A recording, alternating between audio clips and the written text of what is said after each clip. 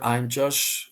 I'm Josephine Malambo, and today I'm going to talk about the educational project 2024 for the Technology in Cost and Budget Analysis program for the ITN from Medellin. And well, let's get it started. We're going to be looking at a proposal to take this already successful on campus program and bring it online. Um, I have to say that online learning has kind of exploded in recent years, but seeing how a program that's been around for decades, this one has, makes that transition from face-to-face education to the digital age. That's really fascinating. And this proposal, this project, really lays it all out. I mean, their mission, their vision, their curriculum, the nuts and bolts of how this program works and how it connects to these broader opportunities like research and international collaboration. It's a really big opportunity for the students and all the community as well. Let's see the program specifics. It's a virtual mode, it's a technological level, qualified registration resolution, valid for 7 years, and it is a 6 semester program, which is the equivalent of an associate's degree in other countries. One of the biggest features is delivered virtually, of course. The curriculum of the Technology in Cost and Budget Analysis program is characterized by be supported by virtual education unit with the ITM account. This instance is a transversal area of the institution that accompanies and facilitates teaching and learning processes, training and development of digital resources to meet and respond to the needs, interests, and challenges of the academic community in the use and appropriation of TICs.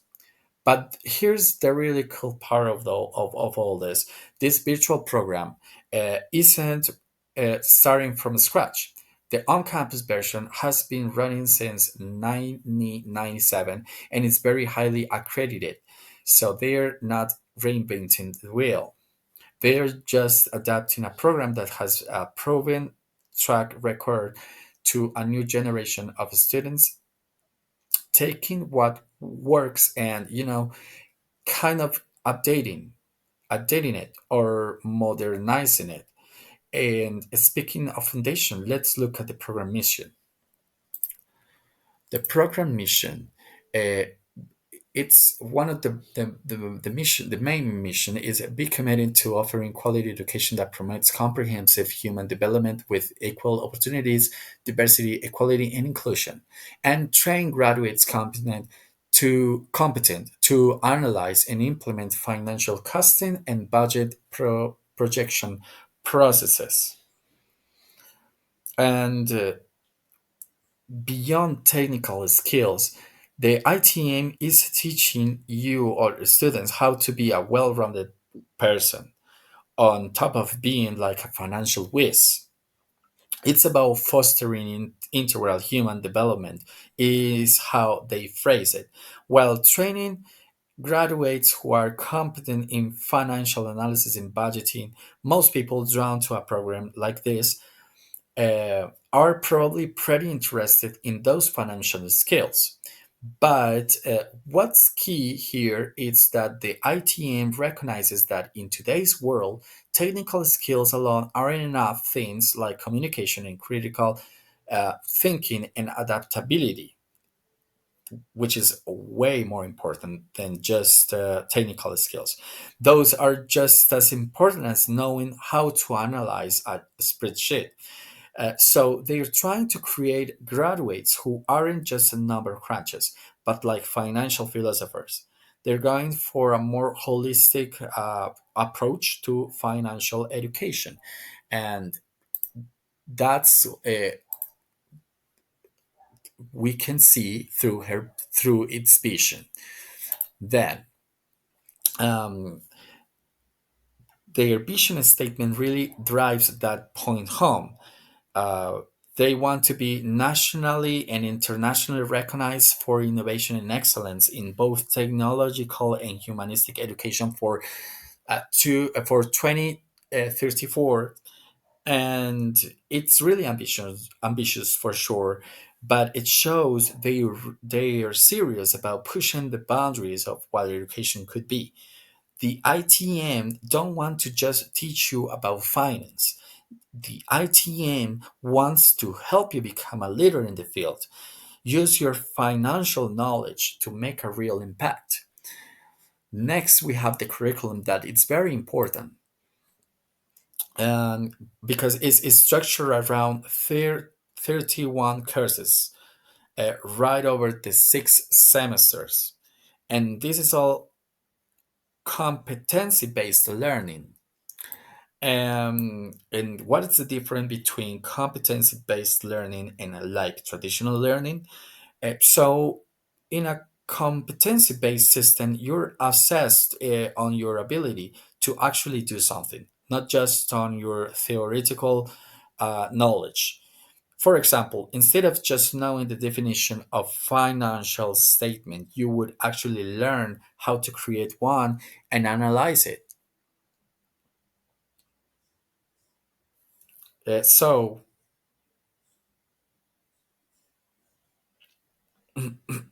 um, it's about you can apply what you've just learned in a real scenario. It's about building a portfolio of skills that you can take with you into the job market, which is way more valuable to an employer than just being able to spit back information. And it sounds like it'd be a lot more engaging than just sitting through lectures and taking tests. What are some of the key themes that are woven throughout this curriculum? So you'll find a deep dive into costing and budgeting systems, both traditional and modern.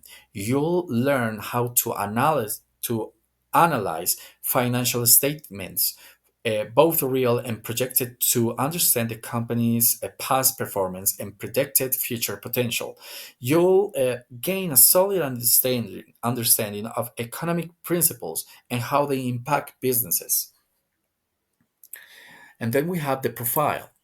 The profile of this program have two subjects. The first is the entry profile, and may probably we think or ask ourselves what kind of students would really thrive into this program. And it has to be someone who gets excited about finding ways to make things run more efficiently, someone who likes digging into financial data and uncovering those insights that others might miss, someone who is naturally curious about the financial world and enjoys problem solving and finding those creative solutions. And what about the skills? What kind of skills would a graduate of this program walk away with? And the graduates have to be able to interpret financial data to really understand what's going on in the business, and learn how to implement costing systems and budgeting tools based on international standards. And this is really important because businesses today operate across borders. So financial professionals need to understand and apply those standards that are recognized pretty much universally. It provides the students the skills to actually navigate in the complexities of global finance. That is a huge advantage in today's job market. So, speaking of the job market, what kind of career paths could somebody pursue after graduating from this program? Well, the options are pretty diverse. You could see yourself as a planning coordinator, making sure projects are on track and within budget. You could be a cost analyst, helping businesses optimize their operations and improve profitability.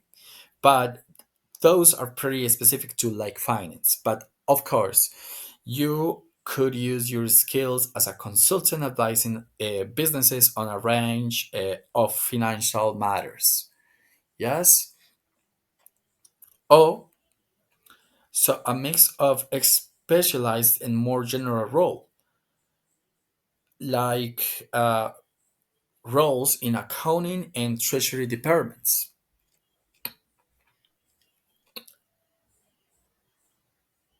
That those are always in high demand. It's really important to say it. And this program would give you a really solid foundation for those positions as well.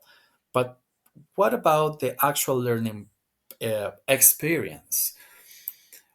Then we have the flexibility, which is a really, really a really important component of this program, because we have to remember that this program is online, and the virtual format does allow for a lot of flexibility. Yes, it means you can learn at your own pace to a certain extent, and then you always have access to resources at different times, and also asynchronous training activities, access to AVA, virtual learning environments, access to digital libraries, receive institutional notification, and participate in extracurricular activities. And there are options for transferring credits and completing your graduation project in different formats. Uh, so it caters to different learning styles and goals, which is especially helpful for people who might be juggling work or family commitments alongside their studies. It offers academic versatility, allowing you to manage your own learning pace. It's a very student-centric approach. You want to make sure you have the support and flexibility that you need to be successful. On the other hand, virtual or online education doesn't mean that somebody is sitting alone at their computer feeling isolated. And it's something that the ITM has clearly thought about, because while the program is delivered online, they've made sure to build in those opportunities for connection and collaboration. And it's not just about the virtual classroom, it's about being a part of a broader academic community. How do ITM do that? Well, for starters, the program is linked as administrative as research group, especially their finance track. So even as an associate degree student, you could get involved in research. You can join research groups, participate in conferences, and we can see now how they weave the holistic development idea into the program. It's about providing that well-rounded educational experience that goes beyond just acquiring technical skills. It's research, it's collaboration, and real-world application of knowledge. There's so much more undercover beneath these themes. Let's talk about the missionary components. Then the missionary components are really, really important to this program, uh, because, for example, the teaching process. This program promotes the comprehensive training of students with a focus on competencies, technological vocation, and critical thinking. From academics to personal, ethical, and social development, training and theoretical knowledge and practical skills. And the second place, we have the research that conceives the technology as an object of inquiry, study, and training, interdependent with science and technology, seeking to impact productive development in quality of life. And some of the strategies and initiatives to promote research are Participation in research groups, and this kind of groups develops projects and research in the financial field. We have the seed beds too, and some of the financial departments incubators are: we have the financial and accounting science research group, project formulation, statistical analysis for decision making, data analytics applied to financial research group. And the third place, we have the social approach. And we have to say that ITM has the financial and businesses accounting businesses consulting firm that carries out advisory, consulting, analysis, and support activities for tax, cost, and financial accounting processes aimed at individuals, micro, small, and medium-sized companies. It's really, really a massive opportunity for all the students. And we have the internalization number four, that provides exchange programs, nomadic share for those who want to get out to travel to other country and apply and learn about other cultures, other educational statements and projects as well in other colleges, university around the world.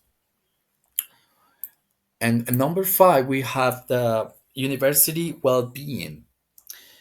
Institutional well-being at ITM is conceived as a function, a process, an ecosystem, a culture, and a community. It generates activities that seek harmonious and gratifying relationships with oneself, with others, and with the environment. All program participants have access to well-being services such as children, pedagogical classroom, inclusion, participatory budget, and my family at the U. Well, finally, I would like to talk about what aspects the student regulations should be updated according to the 2024 education project, since the regulations are from 2009. It is crucial to carry out a review to update certain aspects. All of these framed into in the high quality accreditation of the ITM. First, it's the adaptation to current education modalities. It is necessary that the regulations reflect the flexibility in educational paths, allowing students to design a personalized academic path according to the interaction with the academic community and the diversity of study tools. It should also include hybrid and multimodal education as strategies to promote autonomous learning. Second, updating learning assessment criteria. Learning assessment must be ensured to be continuous and comprehensive process that reflects the achievement of expected results and facilitates self-regulation of learning. And the third place, we have consideration of propedeutic cycles, and the regulations must be reflect the structure of propedeutic cycles that facilitate early insertion into the world of work and flexible academic progression. And the fourth, we have updating graduation requirements. It must be